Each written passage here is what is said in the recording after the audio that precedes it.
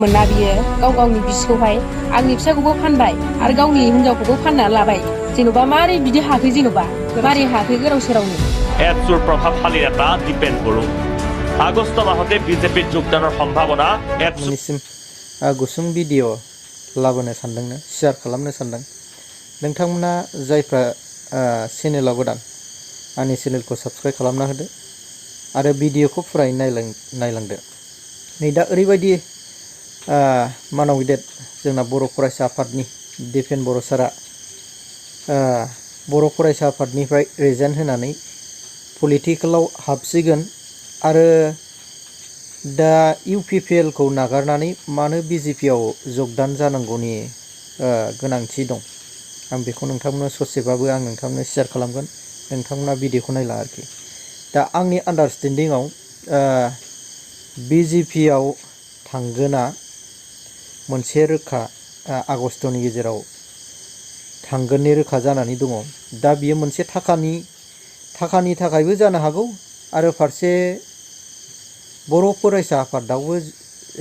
दैदेनोबा मोजांमोन आरोखि माखासे दा बेखौ नागारनानै लेदार जानो साननायनि बेबायदि मानसिनाव मोनसे गावनो इम'आइस थायो गावनाव कनफिडेन्ट थायो आरो नै बेजों लोगोसेनो नै दा कजिता बर' जे कजिता बर'आ दैदेन औवारि दा बिसोरनि मोनसे गोबां फेसबुक पेजफ्राव ससियेल मिडियायाव भाइरेल जागासिनो दङ दा मानसिफ्रा ओरैबायदिसो जाबाय सोरजोंबा पार्सनेलि न'खरनि माबा मोनसे दावराव जा बा जिखुनु हक फिसा ओरैनो न'खरनि ओरैनो नांलायनाय बा रायलायनाय बैफोरखौबाबो मानसिफ्रा गासैबो नांलायनायाबो ससियेल मिडियायाव बेखौ शेयार खालामनानै थाखानि थाखाय खामायजोबनाय बेबायदि खालामबाय नामा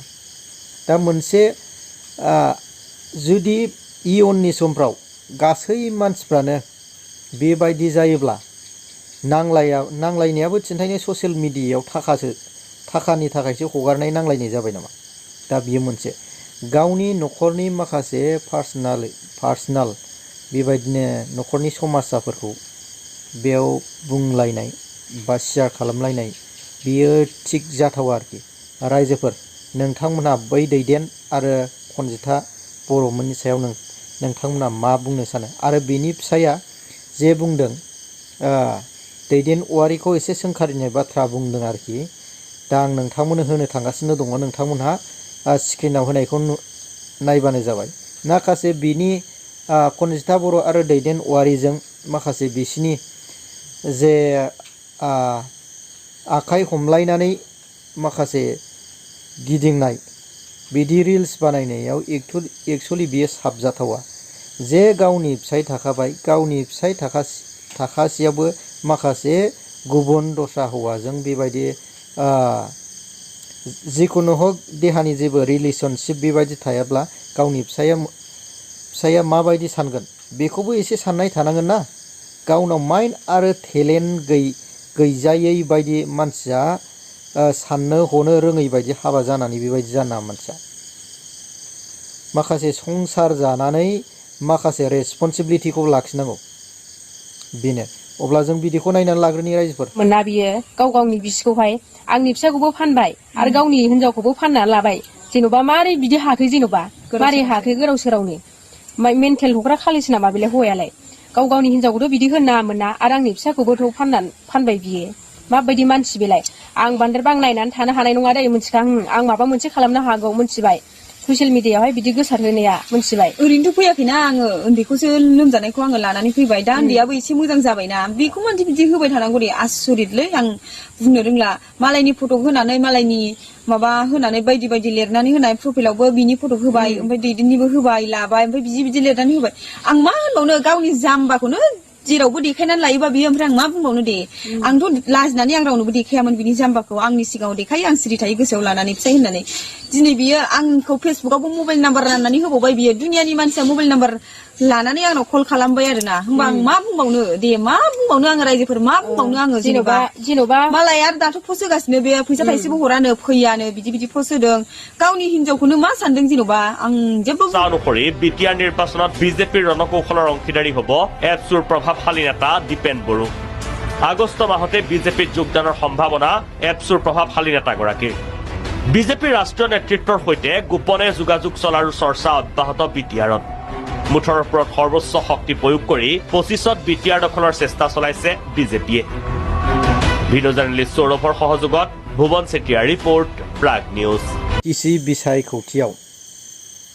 मानाव गेदेर दिपेन बर' जे साराबो BJPआव जगदान खालामनो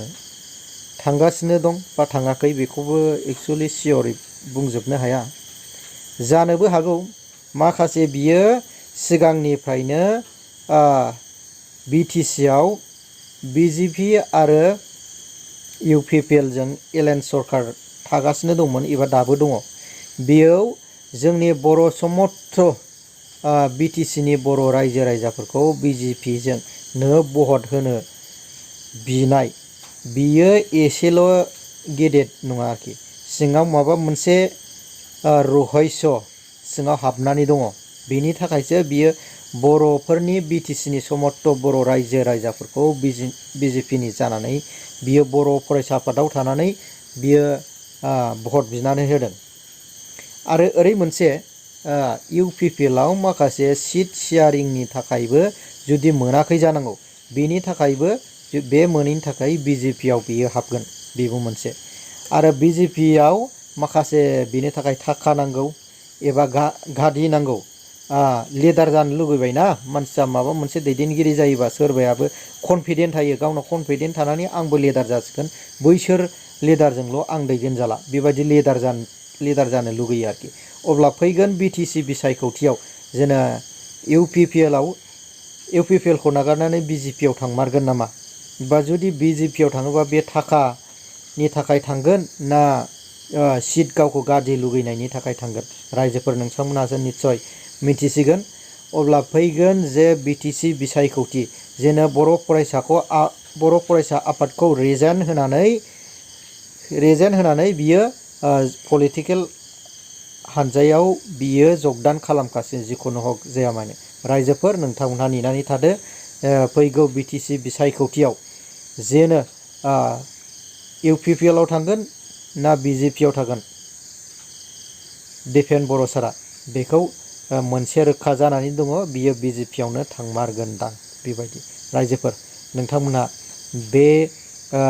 बर' फरायसा आफाद जे बे थानाय समाव मा रोखोम खामानि मावबोदोंमोन एबा मावबोआखैमोन नोंथांमोनहाथ' निस्सय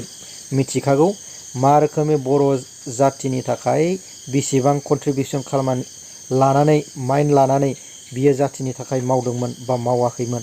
माखासे बियो पलिटिकेल बहुद लाबालाबनि थाखायबो बर' फरायसा आफादाव थानाय बियो खामानि